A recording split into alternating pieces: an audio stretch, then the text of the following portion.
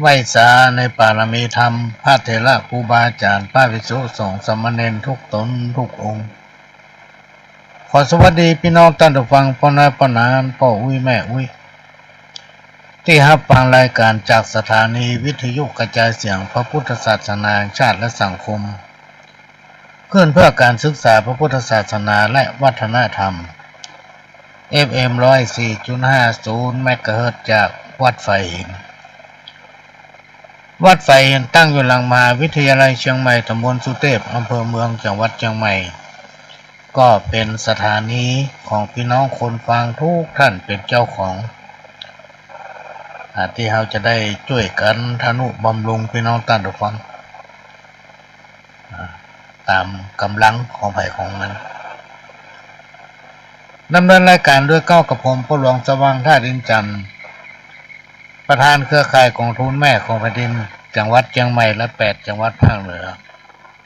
รองประธานศูนย์ประสานงานกองทุนแม่ของแผ่นดินแห่งชาติ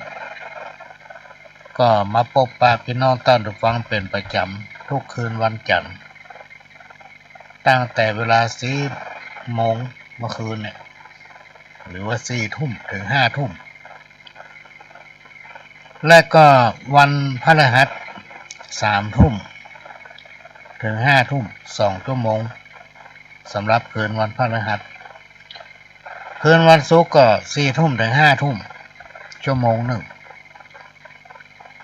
แล้วก็วันเสาร์พี่น้องท่านผู้ฟังตั้งแต่เวลา4 โมงแลงถึง6 โมงมะค่ำวันอาทิตย์ก็มี2 เวลาช่วงแรกก็บ่ายโมงไปจนถึงบ่าย3ช่วงที่2ก็5 โมงถึง6 โมงแลงก็จะได้นำเอาสาระสปะร้อยอันปันเรื่องพี่น้องท่านผู้ฟังมาเล่าสู่กันฟังมาเป็นคู่เป็นกิมพี่น้องท่านผู้ฟังที่นอนบ่หลับก็เปิดวิทยุฟังบางผู้บางต่างก็ฟังทางเฟซบางผู้บางต่างก็ฟังทางไลน์นะก็มีหลายที่หลายแห่งพี่น้องท่านผู้ฟังที่แจ้งผลการรับฟังมาก็ต้องขอกราบขอบพระคุณเป็นอย่างสูงที่ได้รับเกียรติจากพี่น้องท่านผู้ฟังได้ติดตามรับฟังรายการของขโยมเก่าเป็นประจำไม่ได้ขาดก็ต้องขอกราบขอบพระคุณเป็นอย่างสูง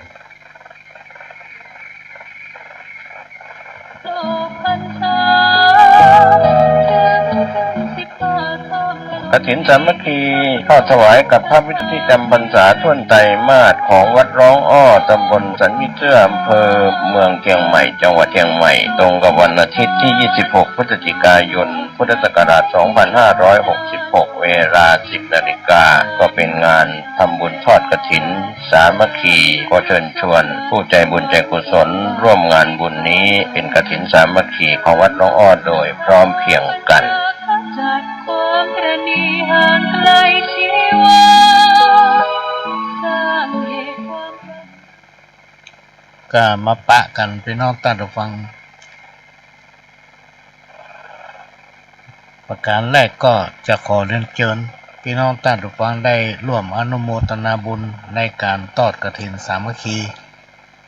ของวัดร้องอ้อซึ่งจะนำปัจจัยรายได้มาเปลี่ยนไฟในโบสถ์ของวัดร้องอ้อและก็หอฉันหลังจากนั้นก็จะติดตั้งกล้องวงจรปิดพี่น้องท่านผู้ฟังและก็จะมีการปิดทองพระพุทธรูปปางสนะมารที่รอเป็นองค์จำลองมาจากพระประธานในวิหารประดิษฐานอยู่ที่หอระฆังก็จะมีการปิดทองตัวพี่น้องท่านผู้ฟังที่จะตั้งต้นกฐินมาร่วมก็เหมือนทุกปีพี่น้องท่านผู้ฟังโดยเราไม่ได้กำหนดไม่ได้เจาะจงว่าจะต้อง ต้นกฐินแต่ละต้นจะต้องมีปัจจัยต้องอันต้องอี้พี่น้องท่านฟังตามกำลังของฝ่ายของมันก็มาแจ้งจังวัดได้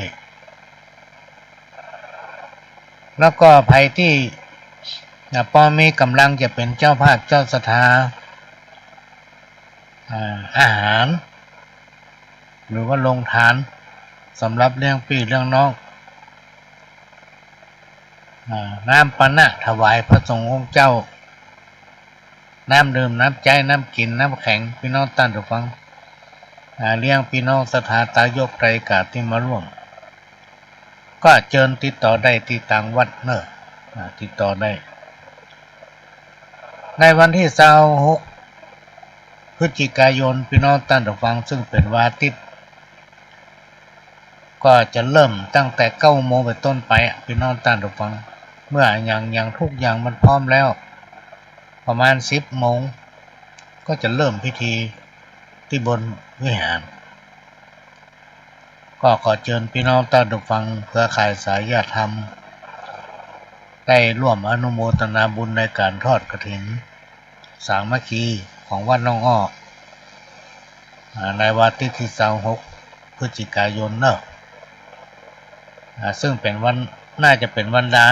ดาของลอยกระทง วันดาในนี่เป็งนะก็เชิญร่วมด้วยช่วยกันวันนี้ก็จะได้นำเอาสารธรรมกรรมเก่ามาฝากไว้กับพี่น้องท่านผู้ฟังเพื่อเป็นข้อคิดเตือนสติประดับสติปัญญานะการที่เรามีจิตใจตั้งมั่นอยู่ในศีลในธรรมพี่น้องท่านผู้ฟังมันจะชนะอย่างทุกอย่างเลยแม้แต่ปัญหาที่มันเกิดขึ้นกับเราเนี่ยถ้าเราพยายามทำความดีงามคิดในสิ่งที่ดีในสิ่งที่ดีเข้าวัดฟังเทศน์ฟังธรรมทำไปเรื่อยๆพี่น้องท่านผู้ฟังมันจะช่วยขจัดปัดเป่าสิ่งที่บ่ดีสิ่งใดที่มันมากวนจิตกวนใจทำเฮาขุ่นมัวอยู่ตลอดมันจะหายไปมันจะเบาลงอันนี้ก็เอามาฝากก่อนที่เราจะรับจะนอนพี่น้องท่านผู้ฟังใช้เวลาประมาณสัก 3-4 นาทีไหว้พระก่อนนอนพี่น้องท่านผู้ฟังรับดีบ่ฝันให้นะ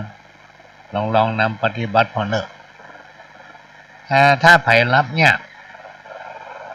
นอนอย่างใดมันก็บ่รับปิ้นไปทางซ้ายก็ได้ปิ้นไปทางขวาก็ได้นี่นะถ้านึกถึงอันเนี้ยพี่น้องท่านผู้ฟัง หายใจเข้าก็ว่าพุทหายใจออกก็ว่าโธนึกถึงสิ่งเนี้ยพี่น้องท่านผู้ฟังพุทโธไปเรื่อยๆก็เดี๋ยวมันรับคนเดียวมันจะทำให้จิตใจเขาตั้งมั่นหลายๆคนพี่น้องท่านผู้ฟัง ต้องคิดอันนั้นคิดอันนี้ซึ่งคนเราทุกคนเนี่ยจะมีภาระหน้าที่มีชีวิตที่สัมพันธ์กับอาชีพใครทำอาชีพอันใดก็มีชีวิตสัมพันธ์กันนั่นเสร็จแล้วก็เอามาคิดเป็นสายโซ่คิดนั่นจำนั่นคิดนั่นจำนั่นทำให้นอนบ่หลับพอนอนบ่หลับเมื่อวันเป็นง่วง เมื่อวันเป็นง่วงถ้ามันมีอีหลายๆเตื้อหลายๆครั้งหลายๆคืนพี่น้องท่านผู้ฟังเมื่อคืนนอนบ่หลับเมื่อวันก็ไม่ได้พักผ่อนเต็มที่ต้องแยกการทำงานนี่ทำให้สมองเสื่อม ราะฉะนั้นเลี่ยงอย่าไปคิดบอกว่าเขาจะไปเนี่ยการทำงานไปให้ไปสวนหรือว่าทำงานประจำเป็นข้าราชการเป็นเจ้าหน้าที่ที่มีความรับผิดชอบกับงานอะไรอย่างหลายอย่างตามหน้าที่เวลาเพ่งบ้านก็เอางานมาตุยเต็มสมองถ้าเมื่อกินข้าวบะล้ำมานอนก็บะรับแถมคิดถึงนั่นคิดถึงนี่ไปนอนตาดูฟังอันเนี้ยมันน้องว่ามันจะทำให้สมองเขาน่ะเสื่อมวุยเพราะฉะนั้นสิ่งที่เขาจะละเลยลืมบัดได้ก็คือเมื่อเขาทำภารกิจอย่างเสร็จเรียบร้อยอาบน้ำอาบท่าอาจจะเข้านอนแล้วบ่อยพี่นอนตันฟังก็ไหว้พระสวดมนต์ใช้เวลาน้อยเดียวเสร็จแล้วจะไปลืมตรวจน้ำพี่น้องตันฟังจะต้องมีการตรวจน้ำแผ่เมตตาเฮ้อเจ้ากรรมเจ้าเวรเฮ้อเทพบุตรเทวดาฮักรวมมาถึงผีบ้านผีเรือนธรณีเจ้าติและก็จิตวิญญาณของบรรพบุรุษปู่ย่าตายายพ่อแม่ญาติกาพี่น้องรวมมาถึงเจ้ากรรมเจ้าเวรพี่น้องต่างทุกคนเพื่อเขาไปสู่สุคติมีความสุขเหมือนกันทั่วหน้าสรรพสิ่งทั้งหลายที่มีชีวิตอยู่หรือที่มีชีวิตบอกว่าจะเป็นสัตว์สี่ตีนสองตีนอธิษฐานตั้งจิตตรวจหน้ามือเขาเพื่อเขามีความสุขแล้วสิ่งทั้งหลายที่เขาทำนั่นพี่น้องต่างทุกฟังมันจะพลิกมาหาเขาจะทำมือเขานั้นพ้นจากความทุกข์นะพ้นจากวิบากกรรมพ้นจากเคราะห์จากภัยที่จักมาบังเกิดในเบื้องหน้าซึ่งเขาไม่สามารถที่รู้ ยิ่งในยุคปัจจุบันเนี่ยพี่น้องท่านผู้ฟังในสังคมของเขาเนี่ยสิ่งแวดล้อมอย่างต่างๆเนี่ยมันหลากหลายภัยที่เกิดจากคนนี่ก็นักพี่น้องท่านผู้ฟังลองสังเกตฟังข่าว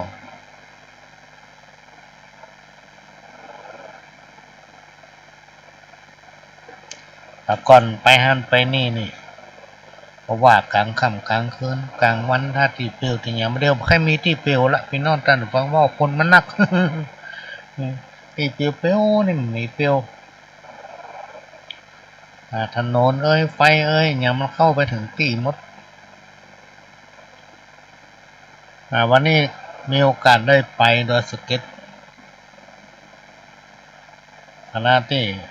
ขับรถไปกับพ่อถนนหนทางไปจนไปถึงบ้านพุ่นด้วยบอลบอกพ่อไปกับมะกึดเมื่อประมาณ 4-50 ปีก่อนเนี่ยพี่น้องท่านทุกฟังถนนมันเปลวแล้วก็มาแจ้งมีลาดยางมามีเทคอนกรีตเป็นไม้หินบาพาบลุกคุกคักพี่น้องท่านทุกฟังจะไปจะมาก็ไม่ค่อยสะดวกแล้วทางบ้านบนหลวงนี่มันจะมีรถวิ่งอยู่2เที่ยวเที่ยวแรกนี่ตี 3 ตี 4นี่มาละ เอาแมกกามาละมาขายขาเขาเป็นจักไข่ขายตองกล้วยขายเนื้อสปะที่เพิ่นมาขายกันที่การหลวงต้นลำไยเนี่ยได้สมัยนั้นรถที่มารอบเจ้านั้นสัก9 โมงป่ายนี่ปิ้งละ ปิ้งเราไปจอดส่วนมากมันจะเป็นรถข้องหมูนะสมัยนั้นต่อมามันจะมีรถรอบขวายสายมากน้อยสัก9 โมงป่ายนี่8 โมง 9 โมงป่ายเนี่ยก็จะมีรถวิ่งเที่ยวนึงรถเที่ยวนี้เมื่อวิ่งมาถึงในเมืองแล้วประมาณบ่าย 3 โมงนี่ก็จะปิกเนาะเพื่อเอาคนมาจ่ายซื้อของไม่แอวหั่นพอนี่ในสมัยก่อนนะถ ถนนมันเจริญไฟก็ไม่ใช่มีพี่น้องท่านทุกคนมีบางที่บางแห่งแต่เจ้าขี่รถเปล่ามานึกถึงความหลังมีอยู่ที่หนึ่งเขาว่ามีคนเกิดขึ้นรถ2 คนนี่สมัย40-50 ปีแล้วนะมีอยู่สะพานหนึ่งบนทางที่เดินไปทางบ้านมีคนโบกรถเจ้าของรถจอดคือคนขึ้นพอไปถึงที่4 แยกของอำเภอดอยสะเก็ดเร็วพ่อมีคนรถกำลังจอดเลยเขาลือกันว่ามีผีขึ้นรถบางทีก็ โบกขอช้อนรถเครื่องซ่อนรถเครื่องเพื่อนเอาซ่อนเพราะว่าไปถึงการตั้งกับได้จอดได้อย่างในสักตีพอไปถึงที่มันมีไฟฟ้าพี่น้องตั้งหรือเปล่าซ้อมพอตั้งหลังมีคนในสมัยก่อนเนี่ยพี่น้องตั้งหรือเปล่ามันน่ากลัวแต่ปัจจุบันเนี่ยมีแล้วสิ่งตั้งหลายที่เก่ามาเนี่ยมันมีแล้วอันที่กินข้าวแรงแล้วประมาณหมอกสลุ่มค่ำนี่หุยจะจอกนี่เนาะล่นหากันยับผีเข้า จะรับจะนอนละผีเข้าคน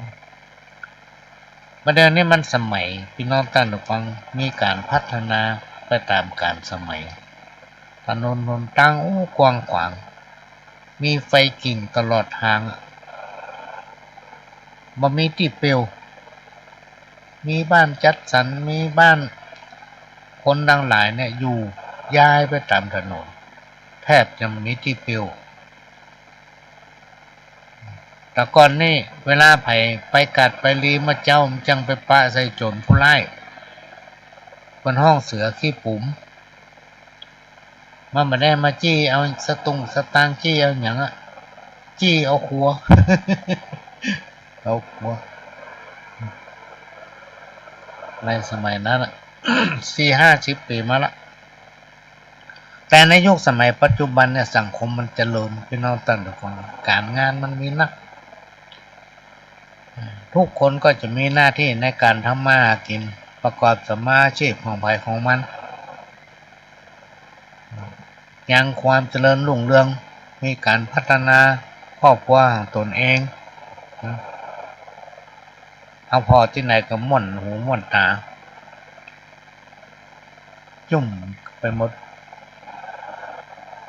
ที่สำคัญที่สุดอริยธรรมเนี่ยพี่น้องท่านผู้ฟังคือสิ่งที่เรานำปฏิบัติสืบตามกันมาเช่นปู่ย่าตายายที่คนตั้งหลายแทบจะว่าทั่วหลายประเทศในประเทศเราก็เหมือนกันหลายจังหวัดที่เปิ้นหันว่าทั้งภาคเหนือของเราเนี่ย น่าอยู่มาหันแล้วน่ามาอยู่บ้านเราเนี่ยพี่น้องท่านผู้ฟังมันจะแตกต่างจากที่อื่นบอกว่ามันจะเจริญขนาดไหนอย่างใดเนี่ยถ้าเราไปสัมผัสไปอยู่แล้วมันถึงม่วนถึงเหมือนบ้านเราสักทีการดำเนินชีวิตของคนเราตึงวันเนี่ยทุกคนต่างกับปรารถนาความสุขความเจริญทุกคนมีความปรารถนาเพื่อพ้นจากความทุกข์ยากเดือดร้อนความทุกข์ยากเดือดร้อนเป็นสิ่งที่คนเราบ่ต้องการนะ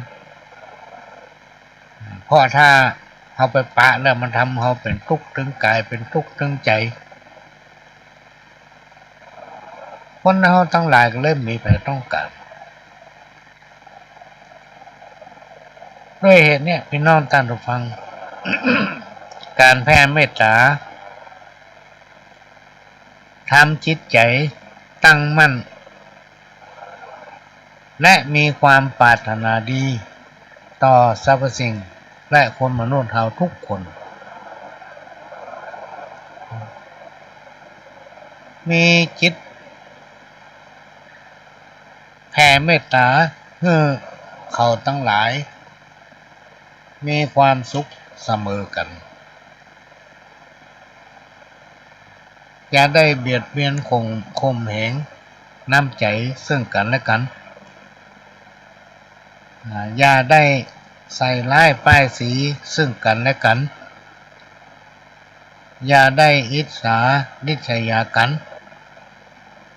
เพื่อทำไปตามหน้าที่ของภัยของมันใจชีวิตของตนเองแบบสงบเสงี่ยมเรียบง่ายอ่อนน้อมถ่อมตนบ่เย่อหยิ่งจองหองบ่ดูหมิ่นดูแคลนคนอื่นเพราะคนเฮาทุกคนพี่น้องท่านผู้ฟังเกิดมาแล้วต้องตายทำมาเมินกันเปิ้นของเฮามันจะแตกต่างกันก็คือไผจะตายก่อนตายรุ่นนะ เพราะฉะนั้นความปรารถนาดีเนี่ยตั้งหลายเนี่ยพี่น้องท่านผู้ฟังจะต้องมีอยู่ในตัวเฮาในฐานะที่เฮาเป็นชาวพุทธคำว่าพระพุทธศาสนานะพี่น้องท่านผู้ฟังเพิ่นจะเน้นนำเอาหลักธรรมอันเป็นคำสั่งสอนของพระสัมมาสัมพุทธเจ้าพระเถระครูบาอาจารย์พระสงฆ์องค์เณรที่สละตนตัวเข้าไปบวชแม้นว่าเขาจะไปเรียนหนังสือทางโลกห้องทางธรรมห้องอันนี้เป็นสิ่งที่พึงกระทำแต่ละท่านแต่ละตนละองค์ก็ไม่ได้นิ่งเฉยพี่น้องท่านผู้ฟังพยายามค้นหาศึกษาพระธรรมวินัยควบคู่กับต่างโลกที่เป็นบอกว่าต่างโลกต่างธรรมเนี่ยเพื่อมาบอกมากล่าวมาเล่ามาอู้ให้พี่น้องศรัทธาฟัง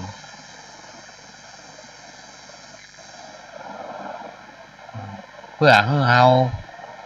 นำมาประดับสติปัญญาพี่น้องท่านผู้ฟังหลายๆสิ่งหลายๆอย่างพี่น้องท่านผู้ฟังเหมือนกับผู้ที่มาดำเนินรายการของสถานีเนี่ยเพิ่นจะอู้แบบไกลๆถ้าเราตั้งใจฟังแล้วมันจะมีสติปัญญาจะเกิดความรู้เกิดความเข้าใจในสิ่งนั้นๆวันนี้ก็จะนำเอา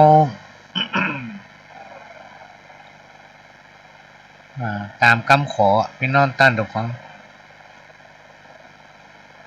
ด้วยได้มีโอกาสไปให้ความรู้ตามโครงการศูนย์ฟื้นฟูสภาพทางสังคมที่ผ่านมาเมื่อเขียนติ้นเนี่ยเพื่อเสริมสร้างความเข้มแข็งบอกว่าจะเป็นทางร่างกายและจิตใจรวมไปถึงการปรับเปลี่ยนทัศนคติสร้างความเข้าใจให้ผู้ที่มาได้ยินได้ฟังนำไปปฏิบัตินำไปเสริมสติปัญญาควบคู่กับการปฏิบัติภารกิจประจำวันของแต่ละท่านโดยได้น้อมนำเอาพระราชดำรัสของสมเด็จพระนางเจ้าสิริกิติ์พระบรมราชินีนาถพระบรมราชชนนีพันปีหลวงที่ทรงมีต่อพระท่านนายกรัฐมนตรีและประสงค์นิกรชาวไทยย้อนนึกไปถึงปี 2554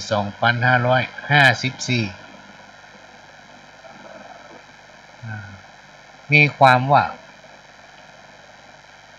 ข้าพเจ้าอยากขอความร่วมมืออย่างจริงจังจากรัฐบาลและคนไทยทั้งชาตินั่นก็คือการแก้ไขปัญหายาเสพติดที่บ่อนทำลายสังคมมาหลายปี และนับวันนับจะรุนแรงขึ้น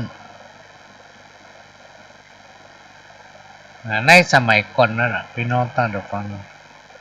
เจ้าไทยภูเขาที่เคยปลูกปิ่นพระบาทสมเด็จพระเจ้าอยู่หัวรัชกาลที่9เนี่ยท่านพระองค์ทรงอุตสาห์อาบเหงื่อต่างน้ำตั้งโครงการหลวงขึ้นมาแก้ไขและกระจวนเจิญพี่น้องบนเขาบนดอยเนี่ยเลิกปลูกฟินแล้วก็หันมาปลูกพืชเมืองหนาวจนปัจจุบันเนี่ยพี่น้องตั้งแต่ฟังพี่น้องบนดอยเนี่ยเลิกปลูกฟินกันไปแล้วไม่มีละในบ้านเฮานะพืชเมืองหนาวอันลำฟักมนบัดเต้าบัดแตงอากาศขาวรวมไปถึงสับปะรดได้อย่างทุกอย่างข้าวโพดข้าวสะโลเนี่ยพี่น้องตั้งแต่ฟังมันรู้ปลูกกันและเนี่ยกันเป็นล่ำเป็นสันนะพี่น้องตั้งแต่ฟังเขาจะหาได้ว่ารถบรรทุกเนี่ยเต็มลำรถนะเอามาส่งเอามาลงที่กาดเมืองใหม่นะทำให้มีรายได้เป็นกอบเป็นกำแล้วมีพิษภัยต่อสุขภาพของตนเองเลิกยุ่งเกี่ยวกับยาบ้ายาอียาฝิ่นเฮโรอีนทั้งหลายเราเนี่ยเลิกเพราะสิ่งที่กล่าวมาแล้วนั้นมันบดีเป็นพิษเป็นภัยต่อสังคมต่อลูกต่อหลานต่อสิ่งแวดล้อมรวมมาถึงต่อตนเองเพื่อนเป็นห่วงต่อมาก็ได้มีการจัดตั้งหมู่บ้านของทุนแม่ของแผ่นดินทั่วประเทศจนในปัจจุบันเนี่ยมีถึง 12,189 หมู่บ้านซึ่งได้รับการสนับสนุนแต่ละภาคต่างๆเนี่ยอย่างในประเทศของเขาเนี่ยเป็นแบ่งออกเป็น9 ภาคภาคเหนือตอนบนนี่เป็นห้องว่าภาค5โดยจะมีการติดตามเพื่อเป็นไปตามโครงการและสนับสนุนทางด้านงบประมาณจากสำนักงานปปส.ภาค5อันนี้อู้ถึงภาคเหนือเมื่อเป็นหมู่บ้านกองทุนแม่ของแผ่นดินแล้วจะง่ายอย่างพ่องบางคนบอกเข้าใจพี่น้องตั้งแต่ฟังว่ากองทุนแม่ของแผ่นดินมันจะปราบปรามจะเค้นหายาเสพติดอย่างเดียวมันครอบจักรวาลเลยพี่น้องตั้งแต่ฟังกองทุนแม่ของแผ่นดินนี่เป็นกองทุนที่ได้รับพระราชทานเงินขวัญถุงเพื่อให้เป็นขวัญกำลังใจอย่างหมู่บ้านกองทุนแม่แผ่นดินเนี่ยเพิ่นจะพระราชทานให้หมู่บ้านละ1 กองทุนละ 8,000 บาทเป็นขวัญกำลังใจเป็นเงินขวัญถุงที่เพื่อหายและหามาเพิ่มเรื่อยๆจากทุนศรัทธาทุนปัญญาเนี่ยเป็นนอตันฟังหามาเรื่อยๆและสามารถนำพัฒนาหมู่บ้านรวมไปถึงการช่วยเหลือคนที่ด้อยโอกาสในหมู่บ้านของตนเองและมีการพัฒนาไปหลากหลายรูปแบบ ก็หนึ่งห้องว่าเป็นทุนตั้งต้นแห่งความดีงาม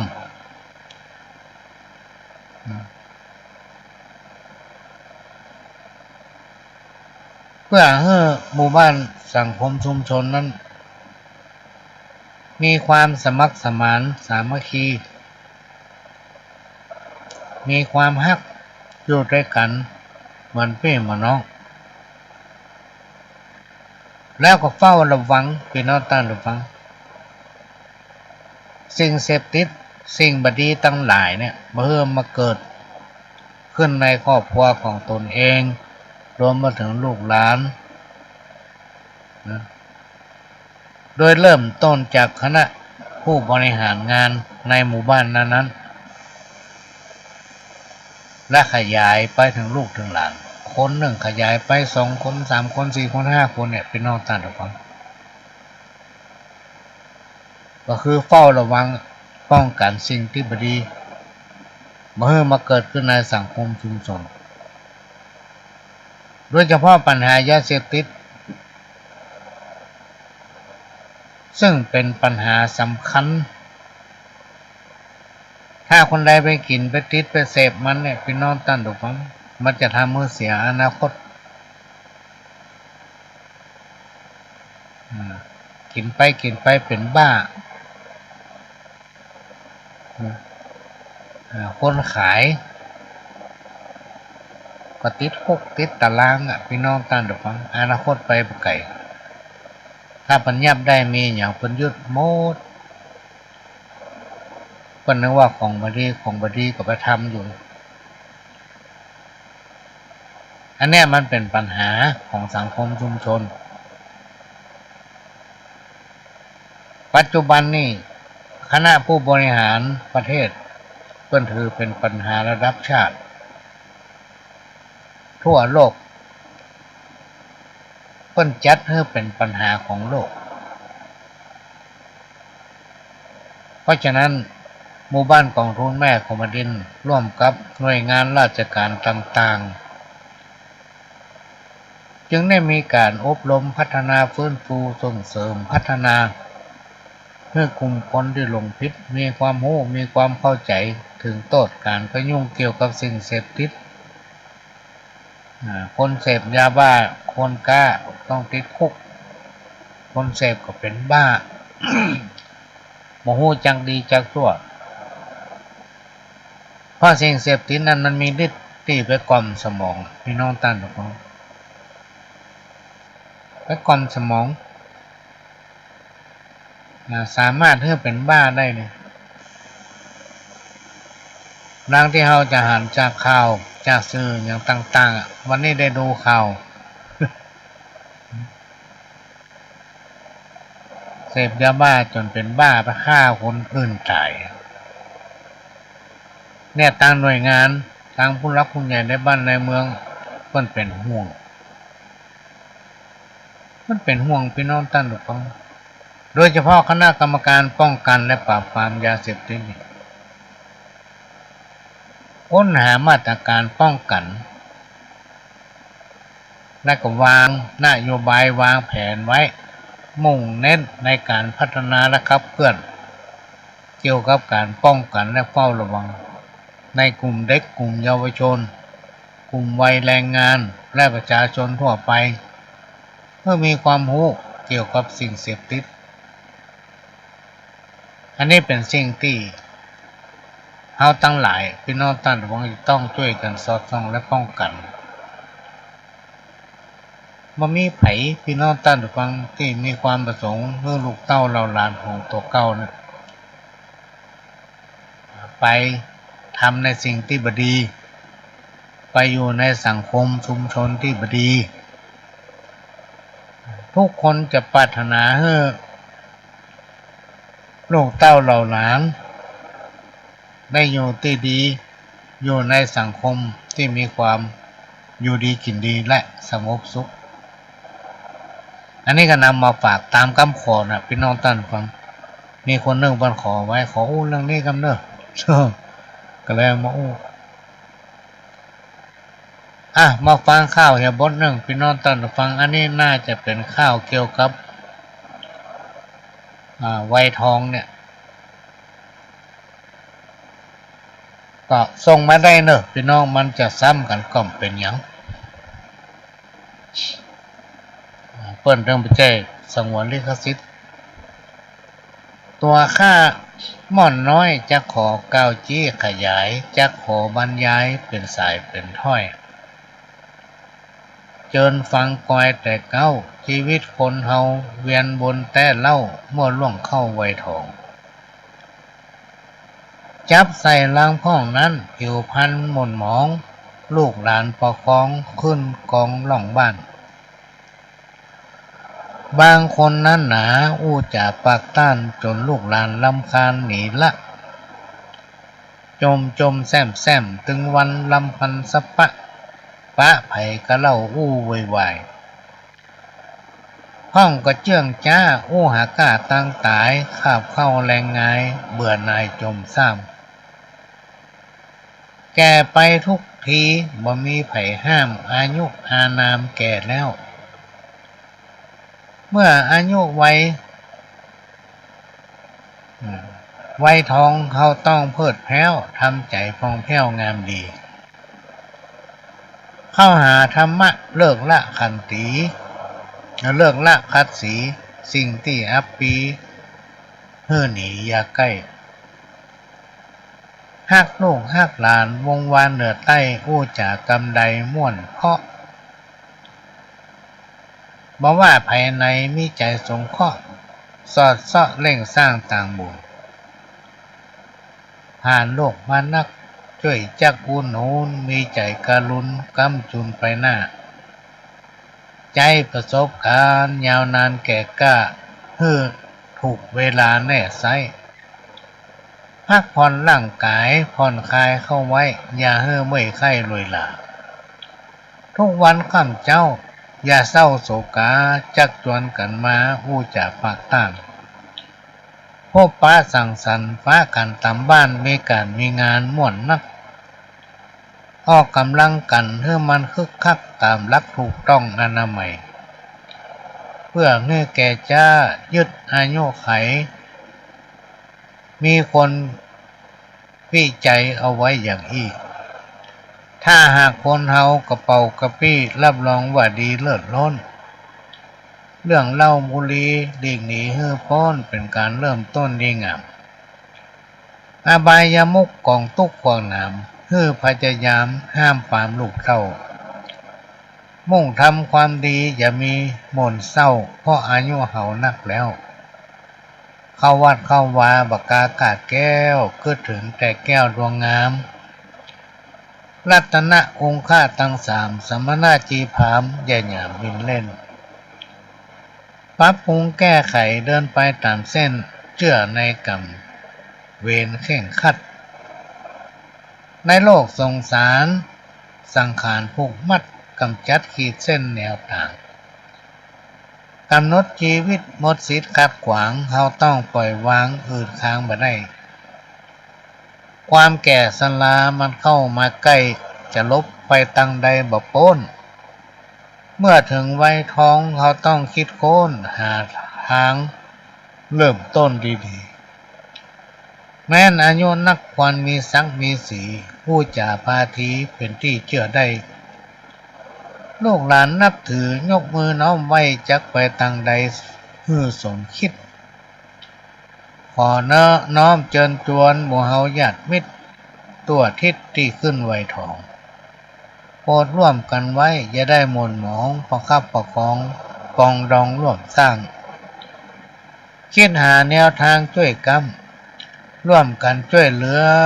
เหมือนเรือลอยน้ำช่วยกันทอจ้ำผายไปขอเชิญเพื่อนพ้องพี่น้องไกลไกลมีการอันใดร่วมใจเติมตูมงานนักเป็นเบาหากเฮาอบอุ้มเป็นหมู่เป็นจุมเรียบร้อยขอเชิญเทวาที่สาใหญ่น้อยติดตามไฟห้อยคุ้มของเพื่อข้าตั้งหลายมีลาภะโภคะเก้าเข้าของทรัพย์สินเงินทองเนืองนองตัวหน้ามีอายุยืนสดชื่นแก่งกล้ากำลังวังชาคึกคัก ไปที่ไหนตั้งใดไผก็ฮักประจักษ์ตัวหน้าล้านหน้าบ้านเฮามันมีดีอย่างเงี้ยพี่น้องท่านผู้ฟังไปที่ไหนใครก็ชอบบอกว่าเขาจะไปที่ไหนก็แล้วแต่พี่น้องท่านผู้ฟังถ้าบอกว่าโอ้มาจากภาคเหนือพุ่นนะโอ้คนบันชอบเพราะคนเหนือเขาเนี่ยพี่น้องท่านฟังจิตใจงามนะเป็นคนที่มีจิตใจบริสุทธิ์อู้ของม่วนนะไปทางไหนเพิ่นชอบแล้วเวลาเพิ่นมาบ้านเฮาปิกไปแล้วเพิ่นก็แค่มาเถอะบ้านเฮาเมืองเฮาเนี่ยพี่น้องท่านผู้ฟังโดยเฉพาะล้านนาเฮาเนี่ยมีเสน่ห์มีหีบห้อยประเพณีที่ดึงดูดเอาจิตใจคนทั้งหลายเกือบจะว่าทั่วโลกถ้ามาในประเทศไทยก็ต้องมาภาคเหนือถือว่าเป็นดินแดนอารยธรรมพี่น้องท่านผู้ฟัง โลกพรรษาถึง15 ค่ำ กฐินสามัคคีทอดถวายกับพระภิกษุที่จำพรรษาท่วนไตรมาสของวัดร้องอ้อตำบลสันวิเชื่ออำเภอเมืองเชียงใหม่จังหวัดเชียงใหม่ตรงกับวันอาทิตย์ที่ 26 พฤศจิกายน พุทธศักราช 2566 เวลา 10 นาฬิกาก็เป็นงานทำบุญทอดกฐินสามัคคีขอเชิญชวนผู้ใจบุญใจกุศลร่วมงานบุญนี้เป็นกฐินสามัคคีของวัดร้องอ้อโดยพร้อมเพรียงกันจัดความประณีห่างไกลชีวาสร้างเหตุความก็มาฟังข้าวทำบทหนึ่ง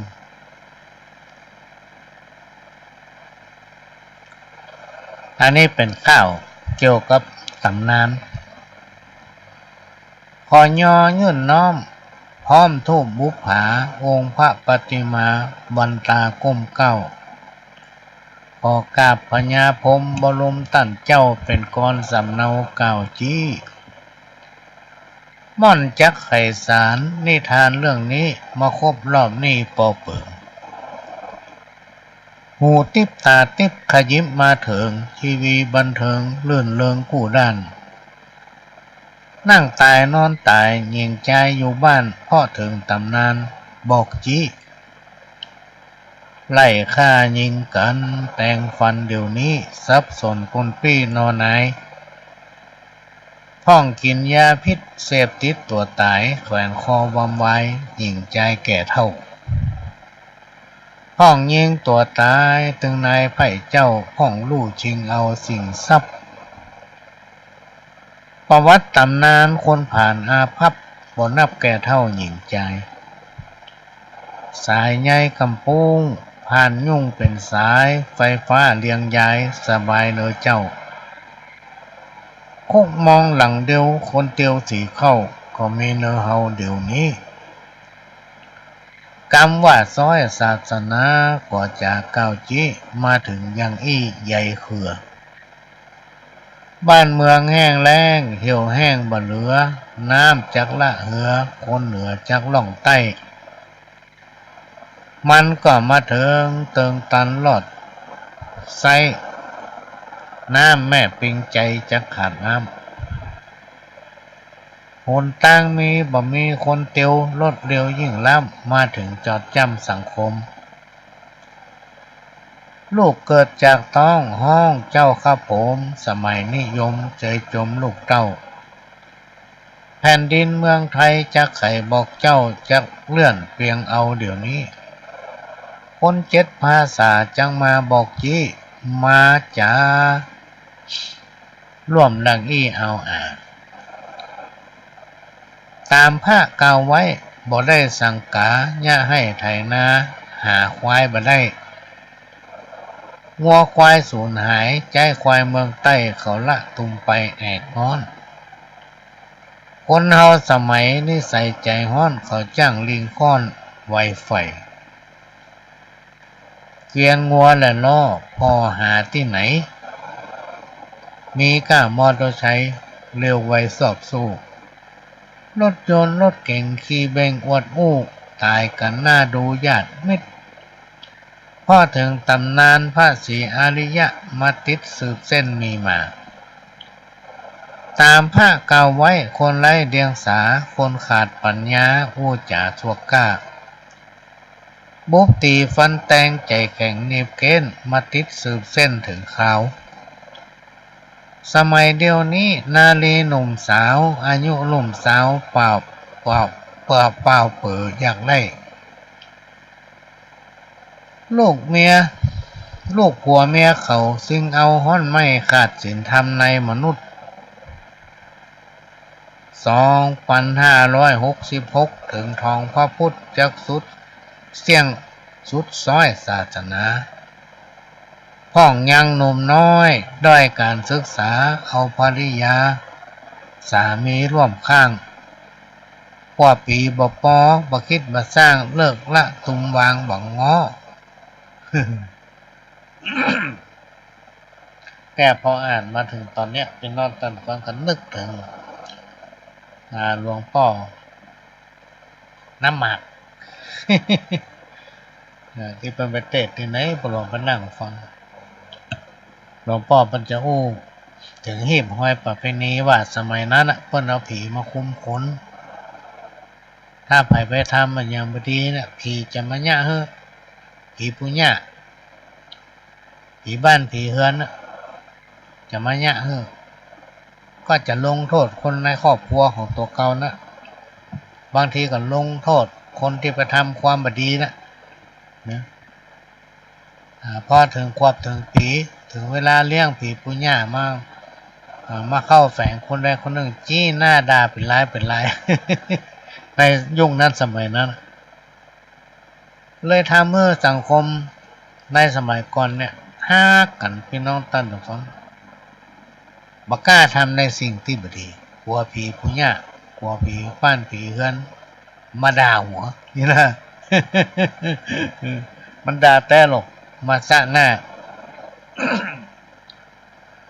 หลวงพ่อนำมาคนหูคนเทศที่ไหนนะพ่อหลวงก็นั่งฟัง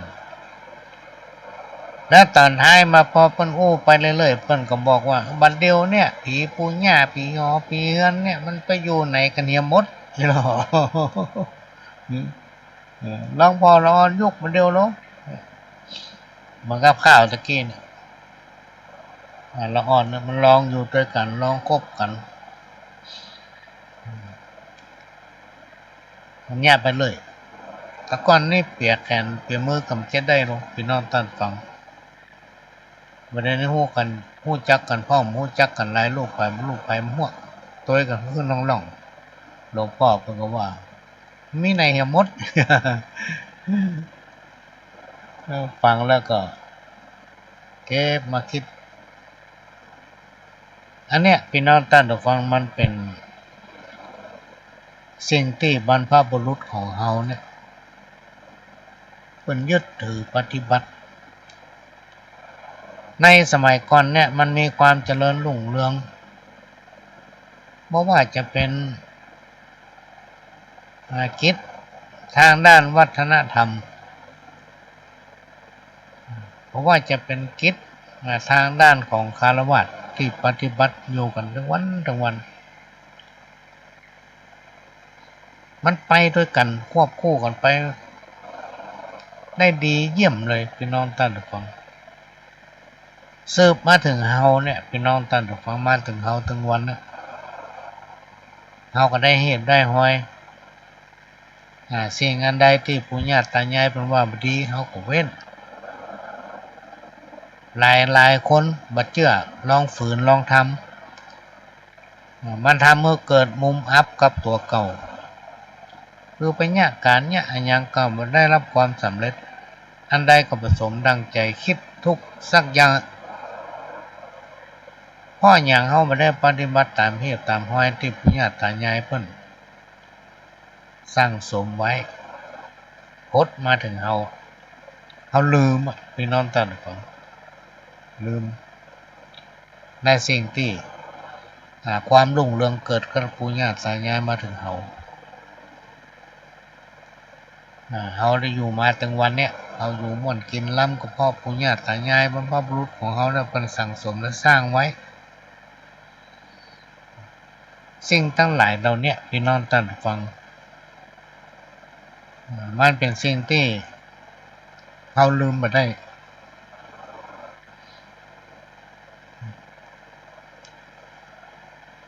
มาฟังข่าวทำบทหนึ่งอันนี้ข่าวเกี่ยวกับอันอย่างหัวเนอฟังประเตอะพี่น้องท่านฟังโลกสงสารทุกผ่านแต่เล่าทุกเกิดแล้วแก่เท่าทุกเจ็บทุกเป็น